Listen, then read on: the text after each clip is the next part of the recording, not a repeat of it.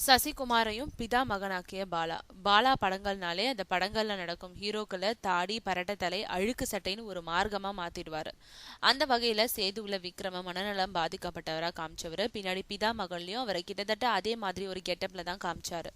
அதுக்கப்புறம் நந்தாவில சூர்யா, நான் கடவுள்ல ஆர்யா, அவன் இவன்ல ஆர்யா விஷால், பரதேசியில அதர்வான ஒவ்வொரு ஹீரோக்களையுமே அவங்க கனவுலையும் நினைச்சு பார்க்க முடியாத அளவுக்கு அவங்களோட கெட்டப்பை மாத்தி நடிக்க வச்சாரு.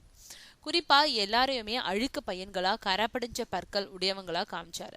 அந்த வகையில தாரை தப்பட்டையில நடிச்சிருக்கோம் சசிகுமாரையும் அவர் விட்டு வைக்கல. இந்த படத்துல சசிகுமார் கரகாட்டக்காரரா நடிச்சிருந்த போதிலையும் அழுக்கு லுங்கி அழுக்கு சட்டைன்னு என்னையே பார்க்காத பரட்டத்தலை கெட்டப்புல நடிச்சிருக்கும் புகைப்படங்கள் இப்போ வெளியாக இருக்கு. அதோடு அவர் நடந்துட்டு வரும் சாயல் பிதாமகன் விக்ரம நினைவுபடுத்துது.